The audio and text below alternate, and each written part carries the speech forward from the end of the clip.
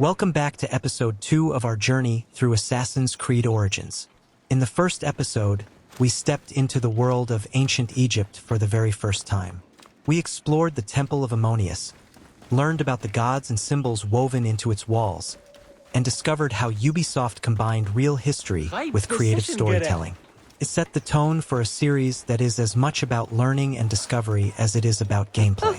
Today, our path becomes more personal. We begin by visiting Bayek's old home, a place filled with memories of a life before tragedy struck.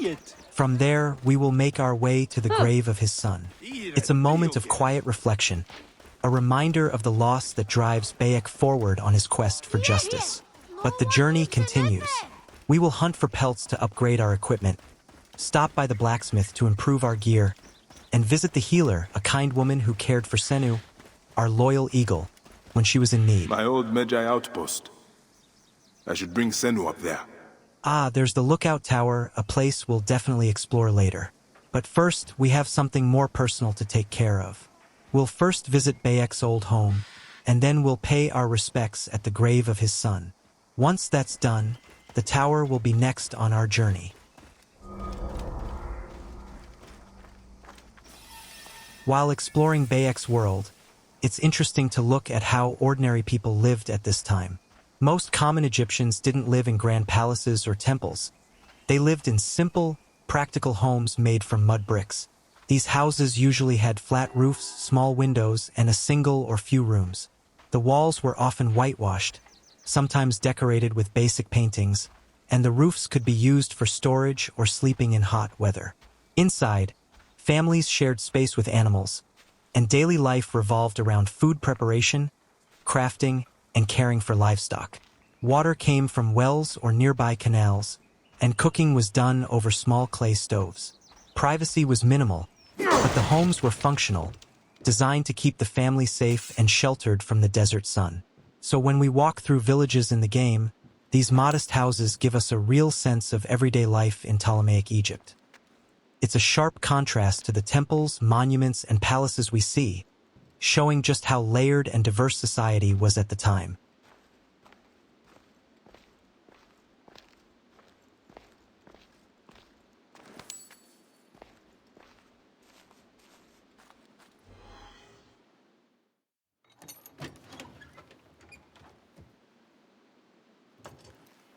Here in Bayek's home, we've discovered a sickle sword, one of the most distinctive and symbolic weapons of ancient Egypt. Also known as a khopesh, this curved blade is instantly recognizable. Its unique forward curve wasn't just for style. Hoppo! You found it! Can I have it back? It gave the warrior the ability to hook an opponent's shield, slice through armor, or deliver powerful cutting strikes. These weapons date back to around 2500 BC, making them already ancient by the time of Bayek, nearly 2,500 years later. Yet they still carried meaning, symbolizing strength, status, and the warrior's craft. Ubisoft has added its own touch to the design for gameplay, but the essence of the sickle sword is historically grounded. It's a perfect mix of authenticity and creative interpretation, which fits beautifully with the immersive style of Assassin's Creed Origins. And for our journey, this isn't just a historical artifact. This will become Bayek's primary weapon, the blade we will trust in battle, upgrade as we progress, and turn into a true legend of its own.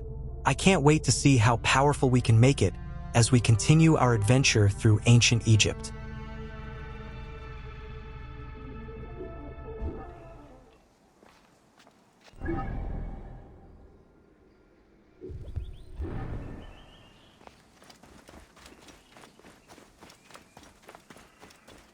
As we walk toward the tomb of my son, the weight of this journey grows heavier. This isn't just another location on the map. It's a place of memory and reverence. Every step through these ancient lands reminds us of the lives lived here before, the rituals, and the care the Egyptians put into honoring their loved ones. Soon, we will stand at his resting place and pay our respects.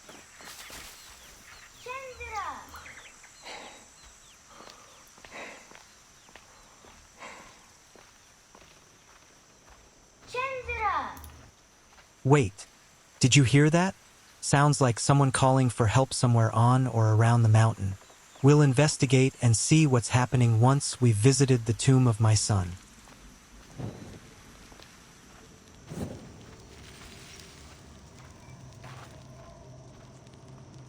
What has become of the necropolis? We used to keep it pristine here. Out of respect. As we stand here at the grave of Bayek's son, it's a moment to pause and reflect, not just on Bayek's personal loss. Animals. Using the necropolis as a den. No wonder it looks like this. But on how ordinary Egyptians were laid to rest during this time. In ancient Egypt, most common people did not have the elaborate tombs or pyramids we associate with pharaohs and the elite. Instead, ordinary families were buried in simple graves, often just small pits dug near their homes or in village cemeteries. Bodies were typically wrapped in linen and placed with a few personal belongings. Grandfather, I have missed you. I only wish you could have known Khemu. Sometimes food, pottery, or simple tools items they might need in the afterlife. Mummification in the full ceremonial sense was generally reserved for royalty or the wealthy.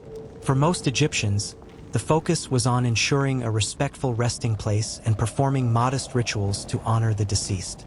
Offerings of bread, beer, or small figurines were common, reflecting the belief that the soul continued on and needed support even after death.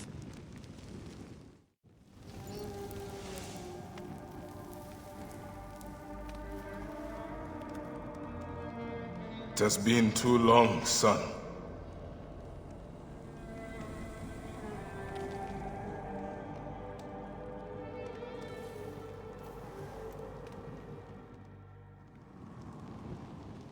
Looking at Bayek's son's grave in the game, it's clear that this is not an entirely ordinary burial. It's more formal and marked, showing that the child belonged to a family of some status. In reality, a Medjay's family may have had slightly more resources or recognition, but the burial still reflects a very personal and modest approach compared to the grand tombs of nobles. The grave is intimate, emphasizing family connection and respect rather than wealth or power. So, while it's a bit elevated compared to the average Egyptian grave, it still captures the essence of how families cared for their loved ones.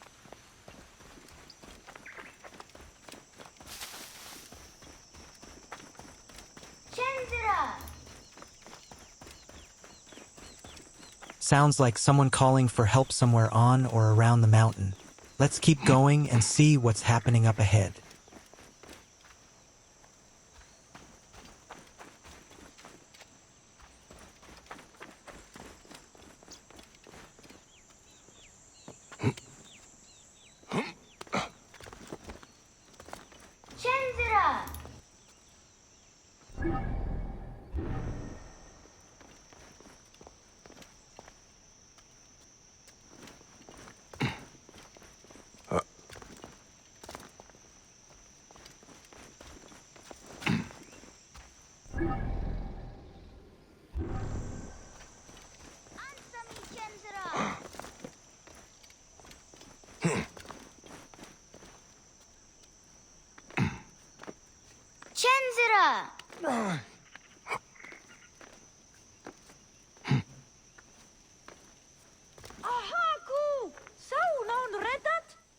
Fenuku, it is dangerous here. Get on home. Bayek, you're back? Where is Chenzira? He wanted to see the skulls in the hyena den, but the hyenas came back. I ran this way. Chenzira ran over by the tomb. You are lucky the hyenas didn't chase you. Go back to the village. I will find your brother. What? Do I have to tell my parents? Chenzira got you into this. He will have to talk to them. Now go ahead.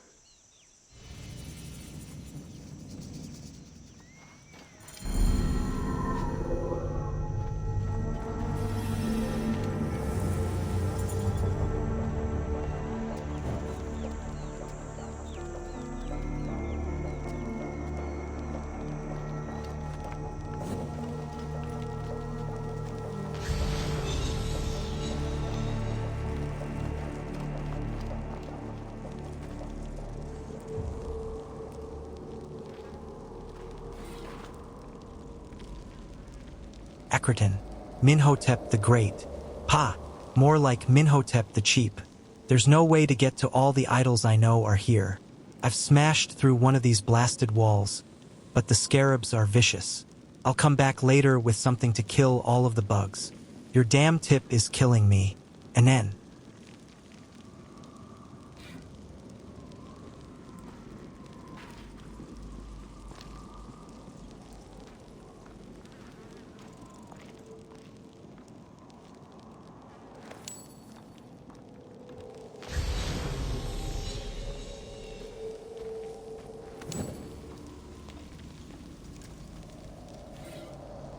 Teddy, son of Minhotep, the Sovereign One, will stand beside us in the afterlife. You will be beloved of Ammonius, the god who mocketh himself manifest, the Lord of beauties.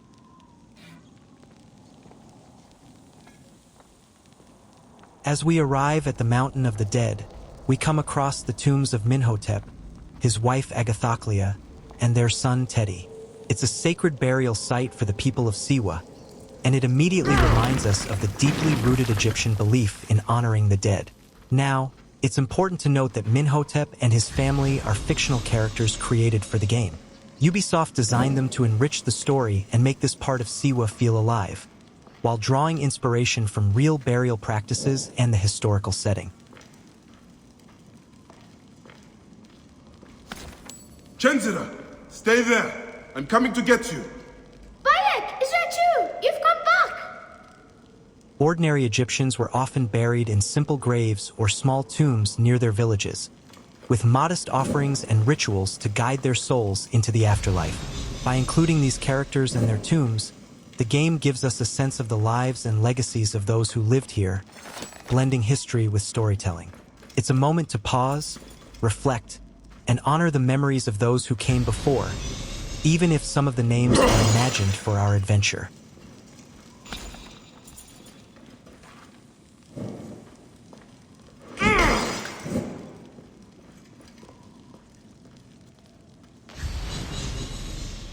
How did Chenzira get through here?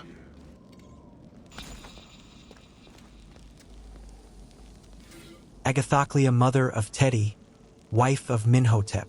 The face of Agathoclea is like that of Wepwawet, when he ascends and lifts himself to the sky.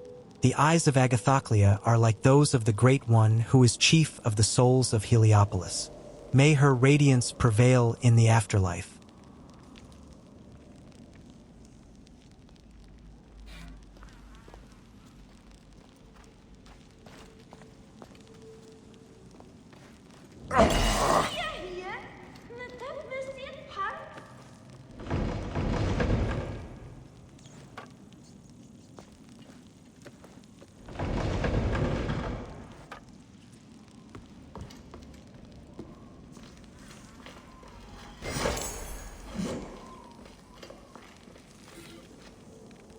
Time you wet, you are the great cat, the avenger of the gods, the emerald-eyed, the one who walked by himself.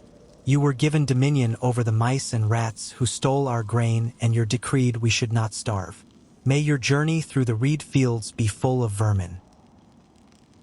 Here in the tomb, we also find cat mummies, which were very common in ancient Egyptian burial practices.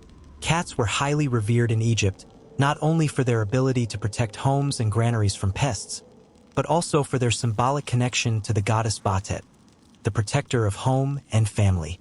Because of this, cats were often mummified and buried alongside humans, especially in sacred or communal cemeteries. These mummified cats served multiple purposes. Spiritually, they were believed to provide protection for the deceased in the afterlife. Some were offerings to the gods, while others were beloved pets who had earned a place beside their owners even after death. The care and rituals surrounding cat mummies reflect the Egyptians' deep respect for animals, and their belief that life extended beyond the mortal world, for both humans and creatures alike. Chenzira, are you all right? I can't believe you are back! You should not be in here. I'm hiding from hyenas. Fenuku told me about that. It is not enough to get yourself in trouble. Now you put your little brother in danger? But it's with Khemu gone. All right. I understand. Let's get you out of here. Bayek, look at that! What is it? I would like to know myself. Must be very old. Someday, I'll learn to read what it says. Which way did you get in? That way, but that's where the hyenas are. Bayek, I want to tell you, well, What is it, Chenzara? it's my fault about Khemu. They asked where you were, and I didn't think it would hurt anybody if I told them. Chenzara, don't feel bad. You had no way of knowing what they would do. Anyone would have done the same thing in your place. I guess. Ammonius welcomed Minhotep, for he was possessed of a divine heart which was beneficent towards the gods. He hath given gold in large quantities, emeralds in large quantities, and grain in large quantities to the temples. He guided us and hath given very many lavish spiritual gifts to make Siwa prosperous and to advance Tamar. This text tells us a lot about how the ancient Egyptians viewed piety and leadership.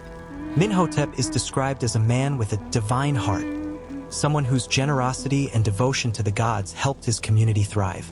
By offering gifts of gold, emeralds, and grain to the temples, he not only honored the gods but also ensured the prosperity of Siwa, his home, and Tamar, the wider land.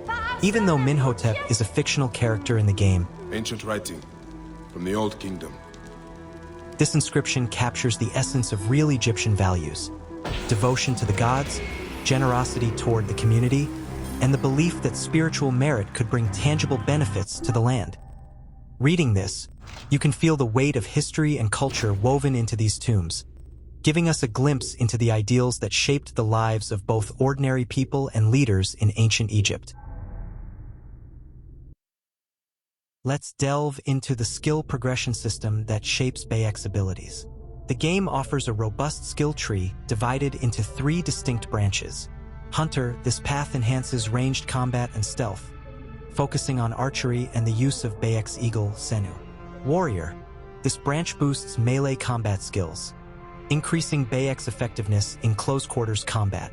Seer, this tree offers abilities that manipulate the environment and time, providing strategic advantages during exploration and combat. For this playthrough, I've chosen to prioritize the Dawn and Dusk skill early on. This ability allows us to change the time of day at will, which is particularly useful for adjusting lighting conditions to enhance the game's visuals.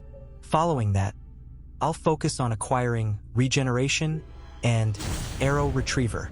Regeneration allows Bayek to heal during combat, providing sustainability in prolonged engagements. Arrow Retriever enables us to recover arrows after use, ensuring we don't run out of ammunition during ranged attacks. These skills are essential for maintaining combat efficiency and reducing resource management concerns. Additionally, we'll aim to unlock XP boosts to accelerate our progression, allowing us to access higher-tier abilities more swiftly. As we advance, we'll begin to distribute points across the skill trees, tailoring Bayek's abilities to our preferred playstyle, whether that's stealth, ranged combat, or direct confrontation.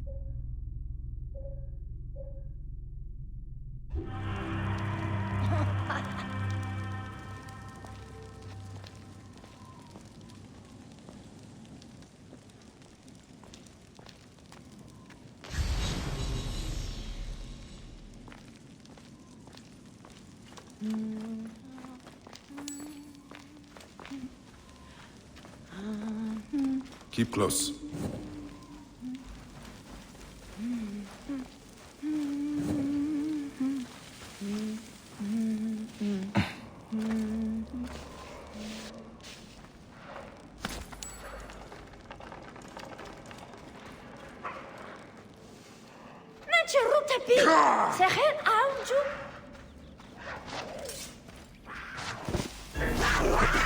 Hyena! Chenzara, hide! They're still here!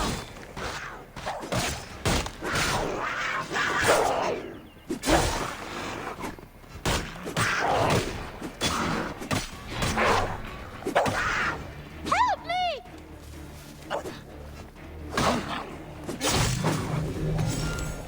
is safe now. We better get home. Bayek, can I ask you something? Go on. Could I be a Medjay like you one day? Well, you can start by looking out for your brother and not taking him to dangerous places. I promise. Now get back home. As we encounter these hyenas in the wilds of ancient Egypt, it's fascinating to consider their role in the real world of the time. Hyenas, specifically the striped hyena, were indeed native to Egypt and the broader Middle East. Unlike their more aggressive cousins, the spotted hyenas, striped hyenas are generally more solitary and scavenger-oriented. Ancient Egyptians often depicted them in tomb art, sometimes as adversaries to be hunted, reflecting their presence in the environment. Interestingly, there is evidence suggesting that Egyptians may have domesticated hyenas during the Old Kingdom. Some tomb scenes depict hyenas wearing collars, indicating they were kept and possibly trained for specific purposes. Additionally, there are records of fattening hyenas for food and religious offerings, highlighting their multifaceted role in Egyptian society. Hyenas also held symbolic significance in Egyptian culture. They were associated with the goddess Pakhe, a lioness deity of war and hunting, emphasizing their connection to the wild and the divine. So, while these hyenas pose a threat in our journey, they also serve as a reminder of the complex relationship between ancient Egyptians and the wildlife around them.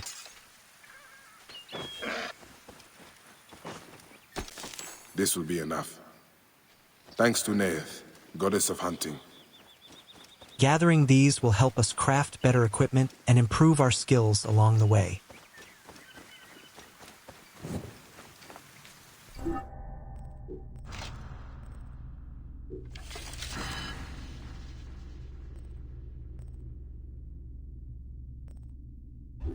All right, time to head up to the lookout tower. These towers were built to give a clear view over the land, perfect for spotting danger or keeping watch over villages and trade routes. In Assassin's Creed Origins, they also serve as synchronization points, revealing the surrounding area and marking important locations on our map. It's a perfect blend of gameplay and historical inspiration.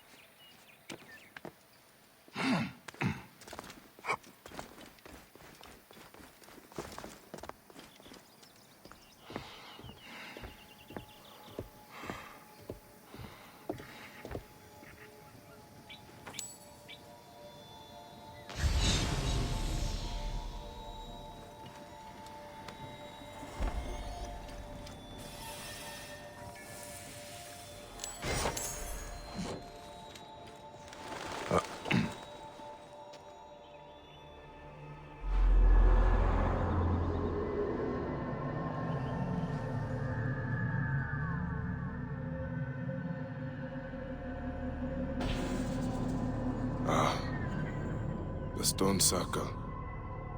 I brought Khemu here not so long ago. Here at the viewpoint, we see the stone circle marked on our map. We will definitely make a journey to this place to honor our son. But for now, that will have to wait. There are other matters to attend to first.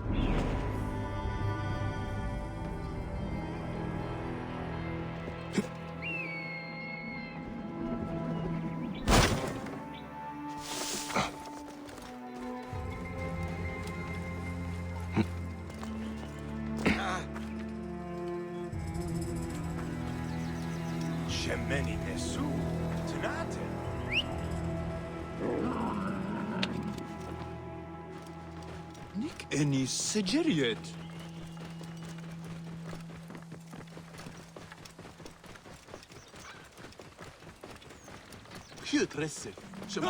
Ptolemy. He has brought great sorrow to us all. As we look at this statue of Ptolemy in Siwa, we observe that he is depicted holding a severed head. While this might seem unusual, it's a symbolic representation rooted in historical events. This depiction likely references the execution of the Roman general Pompey the Great.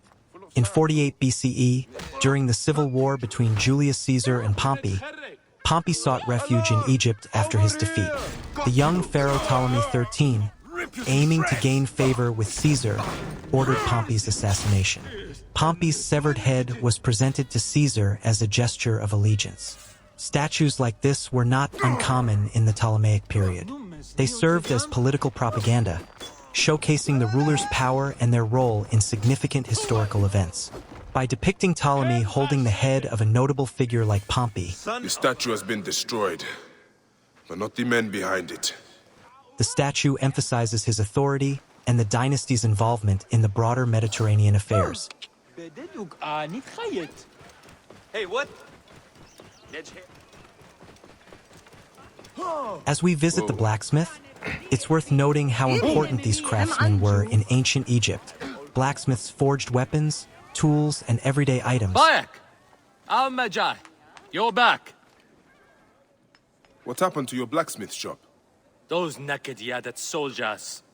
Ptolemy's captain saw me making a sword and accused me of being a rebel. He was not wrong. They confiscated my tools. Ah, bastards. All of Siwa needs a blacksmith. Even me. I cannot help you, Bayek. Not until I get my hammer and tongs back. And I have to get that ugly-ass Apap captain off my ass. Is this captain with the tools somewhere I can find him? At the foot of the hills west of here. Camp Medjay. I will get those tools back, and I will take care of the captain. Benipe said the tools are in Camp Medjay. And the captain who is behind this is in Camp Medjay as well. Playing a vital role in both civilian life and military endeavors. Their work allowed farmers to cultivate land, builders to construct, and warriors to equip themselves for battle. In a time when metal was a valuable resource, the blacksmith was essential to the survival and prosperity of the community. Visiting the blacksmith here gives us a sense of how Bayek and the people of Siwa relied on these skilled artisans for their daily lives and defense.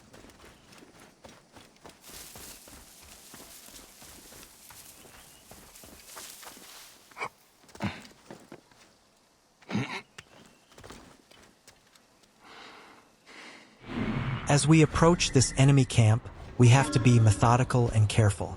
The first step is to set a trap on the fire pit. It's a simple action, but it can create the perfect distraction, giving us an advantage when we move in. Next, we'll use Senu, our loyal eagle, to scout the camp from above. From the skies, we'll locate both the treasure and the enemy captain. Marking their positions allows us to plan our approach with precision. We'll know exactly where to move and when. Once the scouting is done, it's time to slip into the camp quietly. The goal is to eliminate the captain without raising an alarm and then recover the treasure. Stealth and patience are key here. Rushing in would alert the guards and make the mission far more dangerous. When these steps are complete, the trap set, the captain neutralized, and the treasure recovered, the camp will finally be cleared. It's a mix of strategy, timing, and skill, and it's moments like these that show why Bayek's role as a Medjay was so crucial. Every move counts, and every decision can change the outcome of the mission.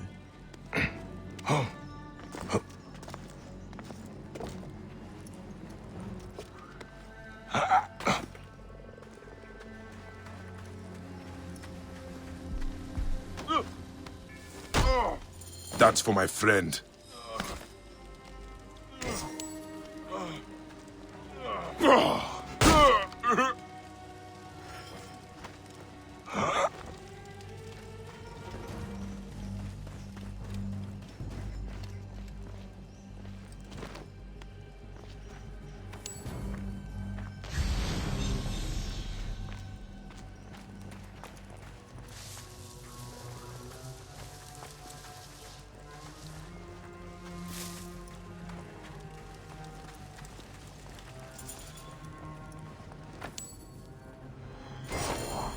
Benipe's tools. That's everything. Benipe will be pleased to hear it. Dear Muthis, it is important that we keep our foothold in Siwa, or else they will have our heads. I love you with all of my ka. However, no amount of offerings or prayer can replace the will of a warrior. Through battle, we speak to the gods.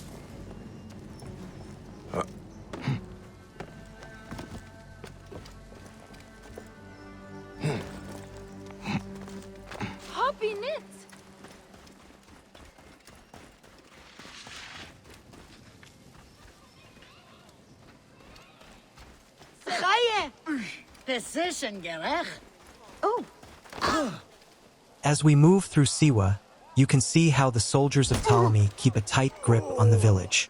These troops weren't just here to keep order. They were a constant reminder of Ptolemy's rule and authority. Historically, during the Ptolemaic period, soldiers often doubled as tax enforcers, guards, and sometimes even extortionists, especially in remote regions like Siwa. Villagers would have felt their presence every day, from handing over part of their harvest to following strict laws. It's a detail that really adds to the atmosphere in Assassin's Creed Origins, showing the tension between everyday life and the weight of foreign rule.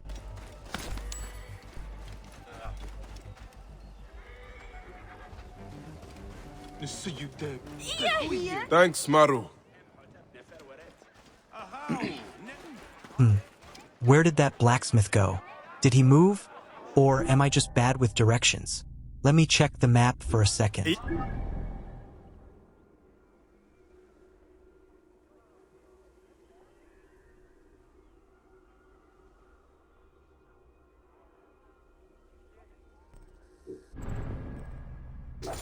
Here!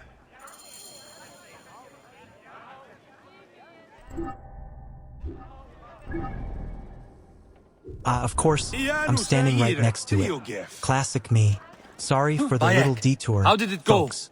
But hey, at least I didn't end up in another village. Here are your tools. That captain won't ever come back here. At last, I can reopen my shop. Many thanks. My pleasure. I found these weapons I had hidden from the soldiers. Please, choose one for yourself. Go ahead, choose one. They're all of equal value. That bow uses a special twine. It does not strike deep, but you can shoot very quickly.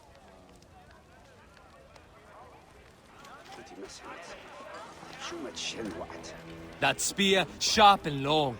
You can keep back and still hurt your enemies.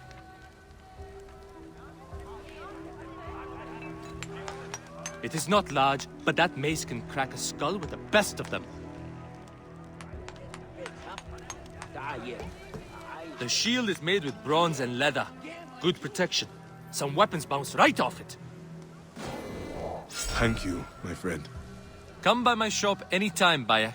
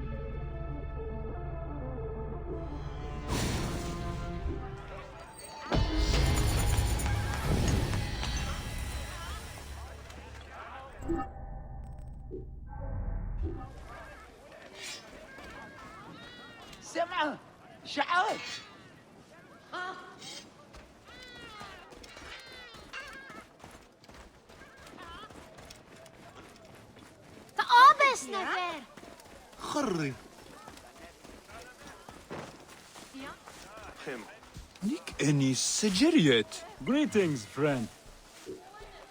As we set out across the vast Egyptian landscape, we have a choice between two mounts, the camel and the horse.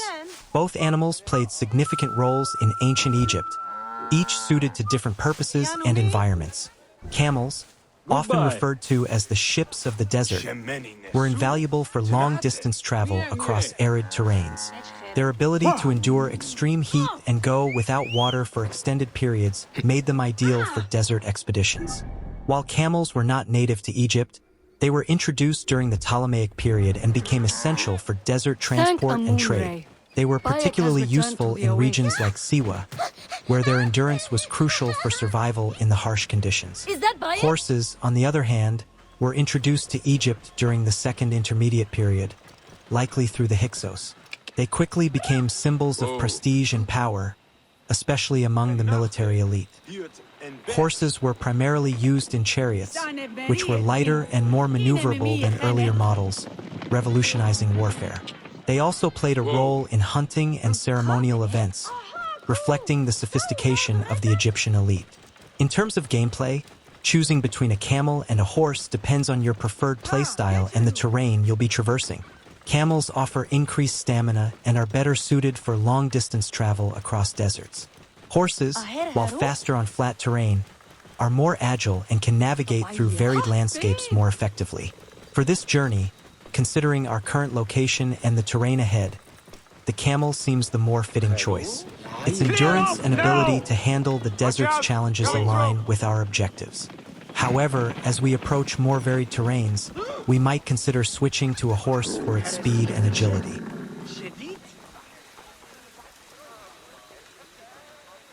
Ayano! خبر قابية أهان بتمت غايب position gerecht. As we approach this healer's dwelling, it's fascinating to reflect on the pivotal role healers played in ancient Egyptian society. Medicine in Egypt was a sophisticated blend of empirical knowledge and spiritual practice. Rabia! Bayek! It does my heart good to have you again in Siwa. You nursed Senu back to health. I never expected to see her again. She is a tough old bird. Like you, eh? Bayek. Epsifa tells me you are healing the villagers as best you can. It would give me much pleasure to help you. That is kind of you. May Yaka be blessed. I can always use help. The soldiers are brutes. Almost every villager has cuts, bruises, broken bones. To help them, I put together a makeshift perang in the old ruined temple. Friends bring me medicine from Yamu, but now the soldiers stop everyone entering the village and steal their goods. So, we tried to bring medicine on a boat instead. And the soldiers stopped that also. They sank the last shipment. The medicine jars are scattered across the bottom of the lake. I will get them for you. Thank you, Bayek. Bring it to the old temple. I must go there now. Medicine could be anywhere in this lake. Senu can help me. Healers, often also priests, were revered figures, entrusted with the well-being of the community. The term Sonu denoted a physician, and these individuals were highly specialized. There were specialists for various ailments, including dentists, ophthalmologists, and even proctologists. Their expertise was honed in institutions known as houses of life, which functioned as centers for medical education and practice. Notably, the Ebers Papyrus, dating back to around 1550 BCE, is one of the most comprehensive medical texts from ancient Egypt. It contains over 800 remedies and incantations, reflecting the integration of magic and medicine.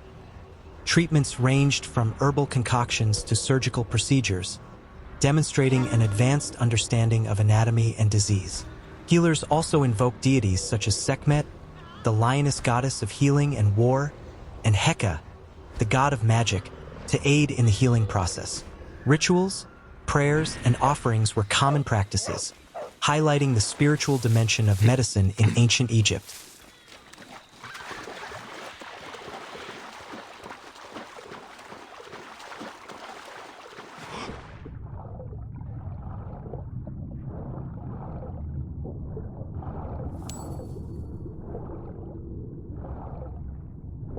Here we are, swimming through the waters of ancient Egypt.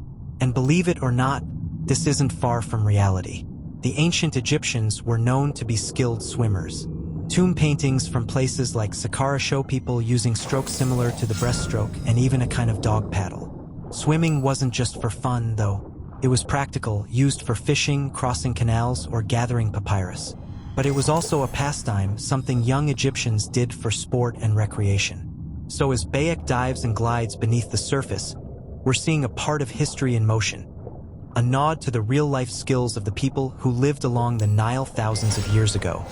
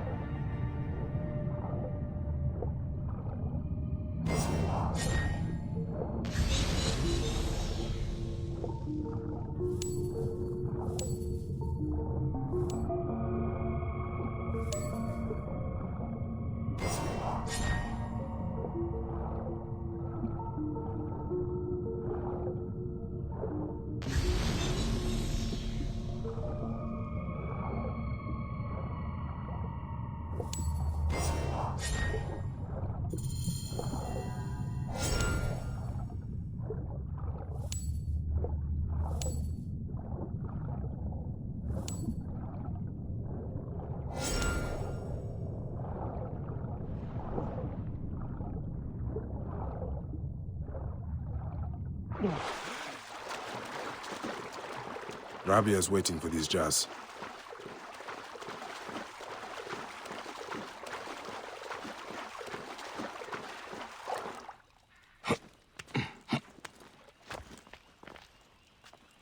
And that's it for today's adventure in Siwa. I hope you enjoyed exploring the village, clearing the camp, and uncovering the stories behind the tombs and rituals with me. Next time, we'll visit the Temple of Healing, pay our respects to my son at the Stone Circle, and take a relaxing stroll around the lake, where we'll do a little hunting along the way. We'll also try to complete some quests for our friends, helping out wherever we can. If you enjoyed this episode, don't forget to like and subscribe to support the channel. Comments are always welcome. I love hearing your thoughts and theories as we continue our journey through ancient Egypt. See you next time.